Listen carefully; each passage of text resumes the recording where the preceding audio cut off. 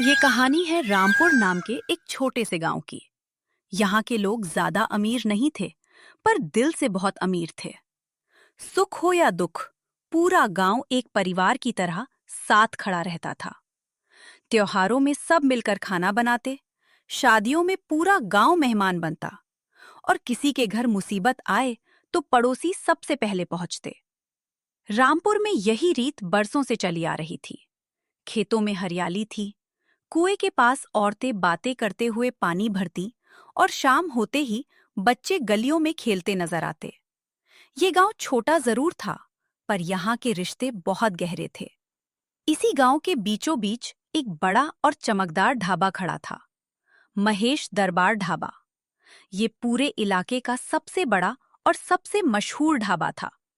इसका मालिक था महेश, गांव का सबसे धनी आदमी।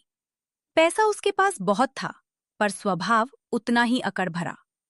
वो हमेशा खुद को गांव में सबसे ऊपर समझता था। इस गांव में जो भी अच्छा खाना खाना चाहे, उसे मेरे ढाबे पर ही आना पड़ेगा। यहाँ कोई मेरा मुकाबला नहीं कर सकता। गांव के दूसरे छोर पर एक छोटे से कच्चे घर में रहता था करण, 25-27 साल का एक सीधा साधा मेहनती युवक। करण की अभी नई नई शादी हुई थी, अपनी पत्नी मधु के साथ। दिन में मजदूरी करता, और उसके पिता, जो अब इस दुनिया में नहीं थे, उसे बचपन में पारंपरिक व्यंजन बनाना सिखा गए थे। करण के हाथ में वही पुराना हुनर आज भी जिंदा था। गांव के लोग करण को उसकी सादगी और मेहनत के लिए जानते थे। पैसा कम था उसके पास, पर नीयत हमेशा साफ रहती थी। एक शाम करण थका हारा घर लौटा। आज उसकी मजदूरी वाली नौकरी छूट गई थी। ठेकेदार ने काम बंद करने का ऐलान कर दिया था। मधु, आज ठेकेदार ने साफ कह दिया, अब काम नहीं है। घर में जो थोड़े पैसे बचे हैं, बस उन्हीं से गुजारा करना होगा। पर हमारे पास तो बस 100 रुपए बचे हैं, इससे ज्यादा दिन नहीं चलेगा। अगर आखिरी 100 रुपए भी हार गया, तो हमारा सब कुछ खत्म हो जाएगा। तभी करण की नजर कोने में रखी एक पुरानी हांडी पर पड़ी, उसके स्वर्गीय पिता की निशानी। पिताजी, आपने मुझे जो मटन कीमा बनाना सिखाया था, आज शायद वही हमारा सहारा बन सकता है। क्या मतलब करण? मैं सोच रहा हूं, यही देसी हांडी मटन कीमा गांव के चौराहे पर बेचना शुरू करूं। शायद यही हमारी नई शुरुआत हो। पर करण, ये इतना आसान नहीं होगा। लोग नए ठेले पर आसानी से भरोसा नहीं करते। मुझे पता है मधु, पर घर बैठे रहने से भी तो कुछ नहीं बदलेगा। कम से कम कोशिश तो करनी ही होगी। मधु ने करण की आंखों में एक जिद देखी, जो उसने पहले कभी नहीं देखी थी। अगली सुबह मधु ने बिना कुछ कहे अपनी चूड़ियां उतारी और करण के सामने रख दी। करण, ये चूड़ियां बेचकर मटन मसाले और प्याज ले आओ। हमें शुरुआत करनी है, अभी नहीं तो कभी नहीं। मधु, ये ठीक नहीं। तुम्हारी निशानी है ये। निशानियां बाद में भी बन जाएंगी करण, पहले हमारा घर चलना जरूरी है। करण ने चूड़ियां बेचकर ताजा मटन, मसाले और प्याज खरीदे। जब यह बात महेश तक पहुंची तो वह हंस पड़ा। ये गरीब मजदूर मेरे महेश दरबार ढाबे को टक्कर देगा? हंसी आती है मुझे। गरीब आदमी कभी बड़े ढाबे का मुकाबला नहीं कर सकता। करण ने ये बात सुनी, पर उसने जवाब देने की बजाय अपने काम पर ध्यान लगाया। महेश जी हंस लें आज। मेहनत का जवाब मेहनत से ही दूंगा। उस रात करण ने मधु के साथ मिलकर मसाले तैयार किए, हांडी साफ की और अगली सुबह की तैयारी में जुट गया। करण, चाहे जो हो जाए, हम पूरी मेहनत से इसे शुरू करेंगे। हाँ मधु, कल से हमारी नई जिंदगी शुरू होगी। करण ने चौराहे के एक छोटे कोने में अपना छोटा सा ठेला लगाया। हांडी में मटन कीमा उबल रहा था, पर घंटों बीत गए, कोई ग्राहक नहीं आया। शायद लोग मुझ पर भरोसा नहीं करते, या शायद ये सोच ही गलत थी। शाम ढलने को थी, करण लगभग हार मान चुका था। तभी एक बुजुर्ग औरत लड़खड़ाते कदमों से उसके ठेले के पास आई। गांव में सब उसे अम्मा कहकर बुलाते थे। बेटा, बड़ी भूख लगी है, पर आज घर में कुछ बना नहीं और पैसे भी नहीं है मेरे पास। करण ने बिना कुछ सोचे हांडी खोली और एक भरा हुआ पाव अम्मा को दिया। अम्मा, पैसे की चिंता मत कीजिए, पहले खाइए, पेट भरना ज्यादा जरूरी है। अम्मा ने पहला निवाला लिया और उसकी आंखें भर आईं। बेटा, बरसों बाद ऐसा स्वाद चखा है। ये सिर्फ खाना नहीं, ये तेरी नेक दिली है। भगवान तुझे जरूर आगे ले जाएगा। उस रात घर लौटकर करण ने मधु को सारी बात बताई। तुमने सही किया करण। भले ही आज कमाई नहीं हुई, पर तुमने किसी की भूख मिटाई, ये भी कम बड़ी बात नहीं।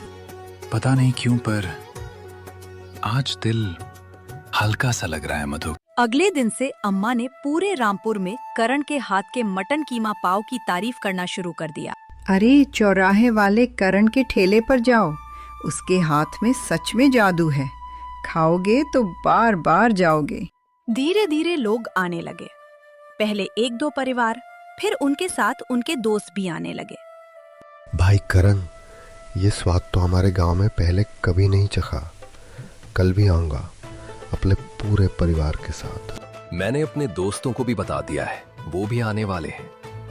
हफ्ते भर के अंदर करण का ठेला रामपुर के सबसे व्यस्त ठिकानों में से एक बन गया। करण, देखो कितने लोग आने लगे हैं। शायद हमारी मेहनत रंग लाने लगी है। हाँ मधु, पर अभी बहुत कुछ करना बाकी है। मैं चाहता हूँ हम धीरे धीरे कुछ पैसे जमा करें ताकि कल कोई बड़ा कदम उठा सके। बिल्कुल, बस ऐसे ही मेहनत करते रहो, बाकी सब अपने आप हो जाएगा। जैसे जैसे करण का ठेला मशहूर हुआ, महेश दरबार ढाबे में ग्राहकों की संख्या घटने लगी। महेश यह देखकर तिलमिला उठा। ये मामूली ठेला मेरे बरसों पुराने ढाबे को नुकसान पहुंचा रहा है। ये मैं हरगिज बर्दाश्त नहीं करूंगा। महेश ने अपने कुछ आदमियों को बुलाया और उन्हें गांव में करण के खिलाफ अफवाहें फैलाने का काम सौंपा। जाओ गांव में कह दो कि करण के ठेले का मांस ताजा नहीं होता, साफ सफाई भी नहीं रखता। लोगों का भरोसा तोड़ दो। अफवाहें फैलने लगी।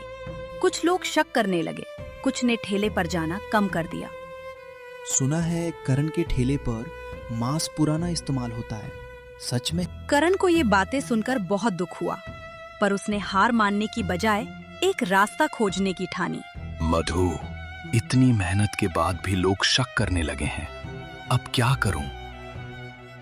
हार मत मानो करण, सच्चाई हमेशा सामने आती है, बस उसे दिखाने का सही तरीका ढूंढना होगा। करण ने तय किया कि वो अफवाहों का जवाब सफाई से नहीं बल्कि सच्चाई दिखा कर देगा। गांव वालों, मेरे बारे में जो भी कहा जा रहा है आप खुद देख लीजिए। आज से मैं हर मांस, हर मसाला आपके सामने ही तैयार करूंगा। करण ने हर सुबह गांव के कसाई से ताजा मटन खुद खरीदना शुरू किया और हांडी में डालने से लेकर पकाने तक सब कुछ लोगों की आंखों के सामने किया। अरे, ये तो सामने ताजा मांस ही डाल रहा है। अफवाहें झूठी थी। धीरे धीरे लोगों का भरोसा फिर से लौटने लगा। अम्मा ने भी फिर से करण का साथ दिया। मैंने कहा था ना, इस लड़के की नीयत साफ है, सच्चाई कभी छुप नहीं सकती। करण की ईमानदारी ने एक बार फिर उसकी सबसे बड़ी ताकत का काम किया। भाई करण, अब तो और भी भरोसा हो गया है तुझ पर। सामने बनाते हो, यही सबसे बड़ी बात है। यही तो असली बात है भाई। ईमानदारी से बड़ा कोई मसाला नहीं होता। पास के कस्बे में हर साल एक बड़ा खाद्य मेला लगता था, जहां आसपास के गांवों के खाना बेचने वालों को बुलाया जाता था। इस साल करण को भी न्योता मिला। करण, ये तो बहुत बड़ा मौका है, पर स्टॉल लगाने का खर्चा भी तो होगा। जो थोड़े पैसे बचे हैं वही लगा देंगे। कभी कभी बड़ा मौका पाने के लिए छोटा जोखिम उठाना पड़ता है। करण ने अपने थोड़े से जमा पैसों से मेले में एक छोटा स्टॉल लगाया। पहले तो लोग बड़े बड़े स्टॉल की तरफ गए, पर जैसे ही देसी हांडी मटन कीमा पाव की खुशबू फैली, भीड़ करण के स्टॉल की तरफ खिंचने लगी। ये तो कमाल का स्वाद है। मैंने आज तक ऐसा मटन कीमा पाव नहीं खाया। मेले के अंत तक करण का देसी हांडी मटन कीमा पाव पूरे मेले की सबसे चर्चित डिश बन चुका था। ये लड़का तो एक छोटे गांव से आया है, फिर भी इसका स्वाद शहर के बड़े होटलों से भी बेहतर है। करण और मधु मेले से लौटते वक्त बेहद खुश थे। ये उनकी मेहनत का सबसे बड़ा इनाम था। करण, आज लग रहा है कि हमारी मेहनत सही दिशा में जा रही है। करण की ये कामयाबी महेश से देखी नहीं गई। उसने आखिरी दाव खेलने की ठानी। आज रात करण के ठेले में कुछ खराब मिला दो। इस बार उसका धंधा हमेशा के लिए बंद हो जाना चाहिए। पर उस रात एक राहगीर ने महेश के आदमी को करण के ठेले के पास कुछ गड़बड़ करते हुए देख लिया और यह बात गांव में फैला दी। अरे मैंने खुद अपनी आंखों से देखा, महेश जी के आदमी करण के ठेले के पास कुछ कर रहे थे रात में। जब सच्चाई सामने आई तो पूरे गांव को समझ आ गया कि करण की तरक्की से जलकर महेश ने ये सारी साजिशें रची थी। महेश जी, बरसों की इज्जत एक ही रात में गंवा दी आपने। मेहनत से जो बनता है उसे साजिश से मिटाया नहीं जा सकता। उस दिन के बाद महेश की इज्जत गांव में हमेशा के लिए धूमिल हो गई, जबकि करण की ईमानदारी और मेहनत की चर्चा दूर दूर तक फैल गई। कुछ दिनों बाद महेश खुद करण के ठेले के सामने से गुजरा। भीड़ देखकर उसका सिर झुक गया। शायद मैंने गलत रास्ता चुना।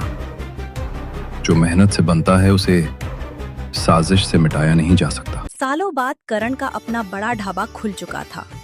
अब पूरे इलाके में उसे एक ही नाम से जाना जाता था, करोड़पति मटन कीमा वाला। करण, याद है जब हमारे पास सिर्फ 100 रुपए बचे थे और मैंने अपनी चूड़ियां बेची थी? याद है मधु, उन्हीं दिनों ने मुझे सिखाया कि मेहनत और ईमानदारी से कुछ भी हासिल किया जा सकता है। फिर भी करण आज भी हर सुबह खुद पहले ग्राहक को खाना परोसता था। ये सब सिर्फ मेरी मेहनत से नहीं हुआ, ये अम्मा की उस दुआ से हुआ जो मैंने अपने सबसे मुश्किल दिन में कमाई थी। बेटा, मैंने तो सिर्फ दुआ दी थी, मेहनत तो हमेशा तेरी ही रही। मेहनत का स्वाद देर से पहचान में आता है, लेकिन एक बार पहचान बन जाए तो दुनिया उसे कभी नहीं भूलती। अगर आपको हमारी यह कहानी पसंद आई हो तो कृपया इस वीडियो को लाइक करें, अपने दोस्तों के साथ शेयर करें और हमारे YouTube चैनल को सब्सक्राइब करना बिल्कुल ना भूलें। ऐसी ही और भी मजेदार और अनोखी कहानियों के वीडियो देखने के लिए जुड़े रहिए अतरंगी कहानियां के साथ।